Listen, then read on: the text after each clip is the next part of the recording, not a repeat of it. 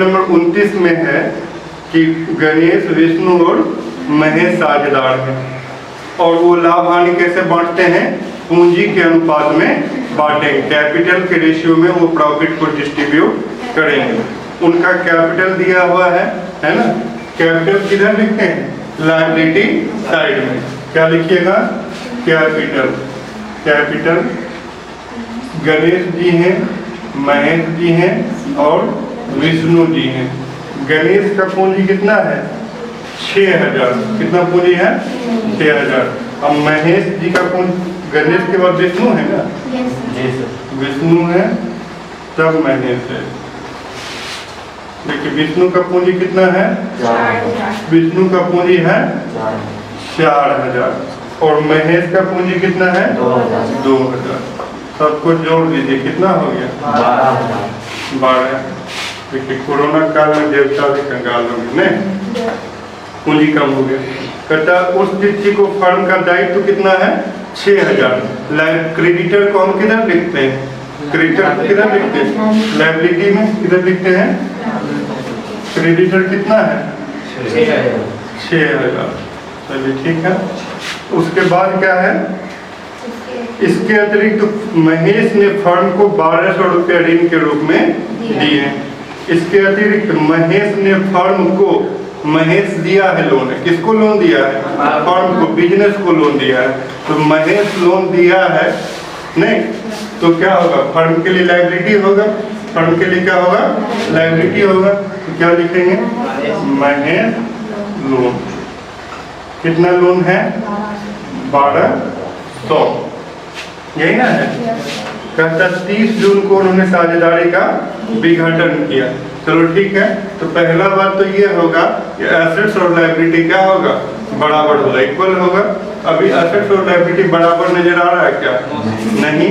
तो देखो एसेट्स में कितना है 19200, कितना है, सॉरी लायबिलिटी में है 19200। एसेट्स में अभी कुछ भी लिखा हुआ नहीं है, तो एसेट्स भी हमारा कितना होगा,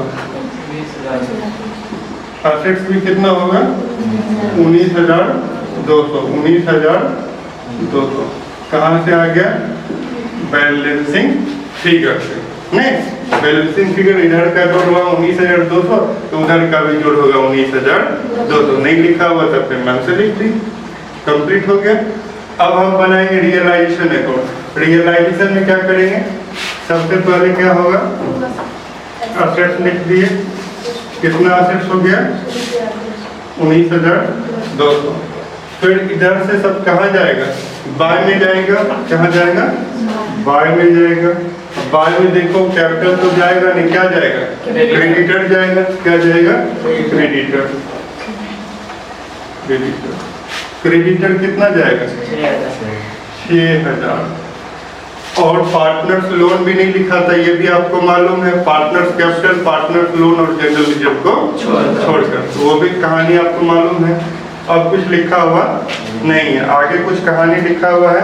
लिखा हुआ विघटन व्यय, विघटन का व्यय कितना है 1200। व्यय होगा तो पैसा जाएगा, तो जाएगा किधर लिखेंगे, टू कैश। क्या है, रियलाइजेशन एक्सपेंस। कितना व्यय है 1200 रुपये व्यय कर दिए। अब क्या लिखा हुआ, लिखा हुआ संपत्ति से 28800 प्राप्त हुआ। संपत्ति से कितना पैसा आया 28800। संपत्ति से पैसा आएगा तो cash account debit to realisation account. Realisation नीचे, ऊपर वाला किधर जाएगा, बाय में। तो बाय क्या लिखिएगा, बाय कैश अकाउंट। क्या हुआ है, तो एसेट्स रियलाइज हुआ है, कितना हुआ 28800 हो गया। क्रेडिटर के बारे में कुछ लिखा हुआ नहीं है, नहीं भी लिखा रहेगा तो आपको मालूम है यदि कोई लोन होगा तो उस लोन का हम क्या करेंगे, पेमेंट करेंगे, भुगतान करेंगे। तो हम क्रेडिटर का भुगतान करेंगे, क्या होगा टू कैश। किसका भुगतान कर रहे हैं, क्रेडिटर। जब नहीं लिखा हुआ रहेगा तो पूरा का पूरा पैसा चुकाना है, पूरा पैसा चुका दिए। अब आप क्या करेंगे, जोड़ और घटाव करेंगे। जोड़ लिए हैं, जोड़िए। इधर का जोड़ आपका कितना हो गया 34,800। इधर का जोड़िए 19 से 20 है, 20 का 26,400। कितना हो गया? 26,400। घटा दीजिए, 8400। कितना आ गया? 8400। इधर का जोड़ आपका ज्यादा कितना है जोड़? 34,800। इधर भी जबरदस्ती लिख देंगे 34,800। कितना कम है? 8400। जितना कम है लिख दिए। क्या लिखेंगे? To partners capital. To partners capital. Ganesh, उसके बाद विष्णु और महेश। 8400 रुपया को किस अनुपात में बांटना है? पूंजी के अनुपात में। पूंजी का अनुपात क्या है? 6, 4 और 2 है। तो 6, 4, 2 में बांटिए तो 4200 है। 6, 4, 2 में बांट दीजिए। 8400 रुपया को गणेश को 6 क्या है? 6 है। 6, 4, 10, 2 12। 6/12। 8400 का 4/12 और 8400 का 2/12। 12 से काटिएगा तो 700। 84 नहीं, 7 × 35 7 के 4200। 700 के 28 और 7 दूनी 14। तो कितना आ गया? 4200 गणेश का और विष्णु का 2800 और महेश का 1400। ये आपका क्या बन गया? रियलाइजेशन अकाउंट बन गया। बताने के लिए आपको मालूम है कैपिटल अकाउंट कैसे बनाते हैं। सबसे पहले हम क्या लिखते हैं? बाय में लिखते हैं बैलेंस बीडी। पूंजी लिख देते हैं बैलेंस बीडी। देखिए सबसे पहले क्वेश्चन में लिखा हुआ है कि गणेश जी का पूंजी कितना? 6,000 और विष्णु जी का पूंजी 4,000 और महेश का पूंजी 2,000। सबसे पहले पूंजी लिख दी। पूंजी लिखने के बाद क्या करेंगे? आपको मालूम है पूंजी लिख देंगे, जिससे पूंजी बढ़ेगा उसको किधर लिखेंगे? बाय में। तो आप अभी बनाए हैं रियलाइजेशन अकाउंट। 2 में यदि गणेश, विष्णु और महेश होगा तो 2 वाला किधर जाएगा? बाय में, क्योंकि आपको पता है कि कहाँ जाता है? कोना कोनी चलता है। किधर चलता है? कोना कोनी। 2 से जाएगा बाय में, बाय से जाएगा 2 में। तो देखो 2 में है तो 2 से किधर जाएगा? बाय में। कहाँ से आया है? रियलाइजेशन से। रियलाइजेशन देखो गणेश में कितना लिखा हुआ? 4200। और महेश में, विष्णु में कितना लिखा हुआ?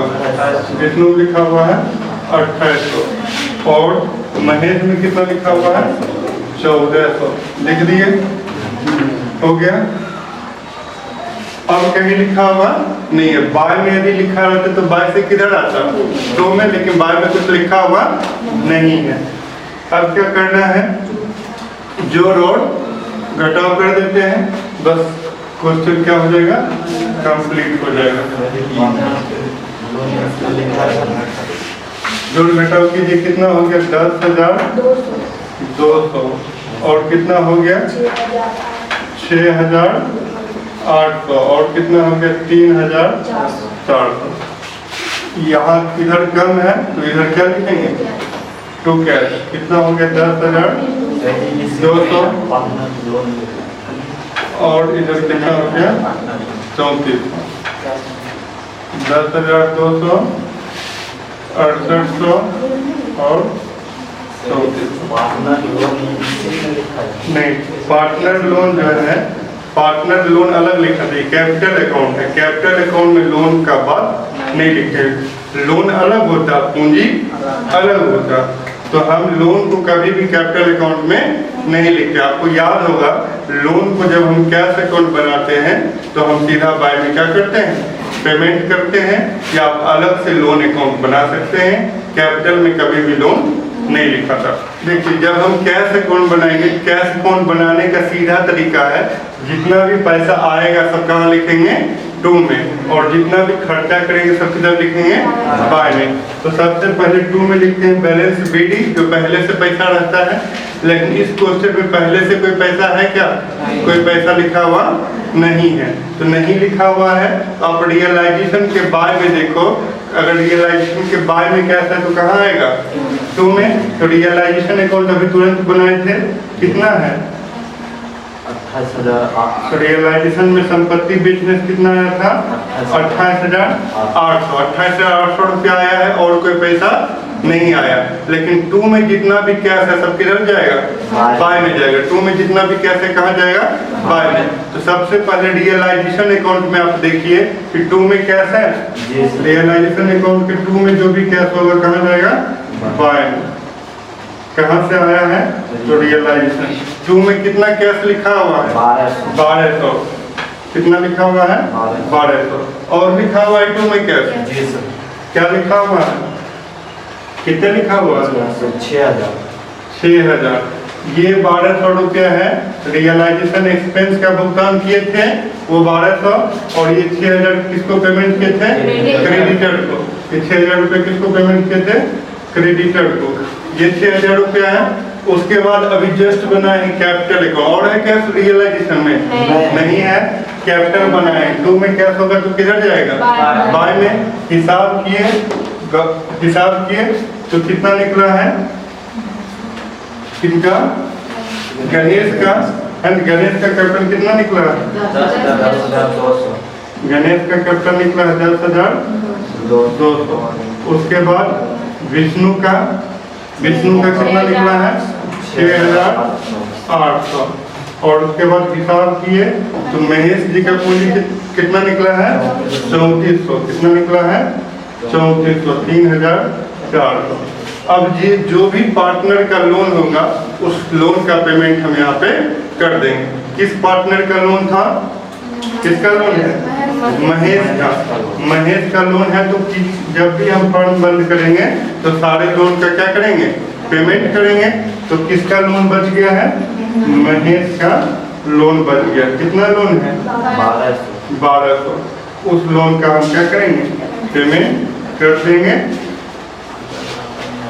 जोड़ लीजिए, मेरे पास कितना पैसा आया है सामान बेचकर, 28,800। और सारा खर्चा भी जोड़ दीजिएगा, कितना हो जाएगा, 28,800। 28,800 आया, 28,800 क्या हो गया, खर्च हो गया। जिसमें से 1200 रुपये रियलाइजेशन एक्सपेंस में दिए, 6,000 रुपये क्रेडिटर को दिए। उसके बाद गणेश जी का हिसाब किए तो 10,200। विष्णु जी का कितना पैसा निकला, 6800। और महेश जी का पैसा निकला 3400। एक पार्टनर है महेश, उसका लोन है, कितना लोन है, 1200। उस लोन का भी पेमेंट कर दिए। जो 28,800 आया, 28,800 क्या हो गया, खर्च हो गया। तो हमेशा कैश का दोनों साइड क्या होता है, बराबर होता है, तभी आपका क्वेश्चन क्या होगा, सही होगा। इस तरह से आपका क्वेश्चन नंबर 29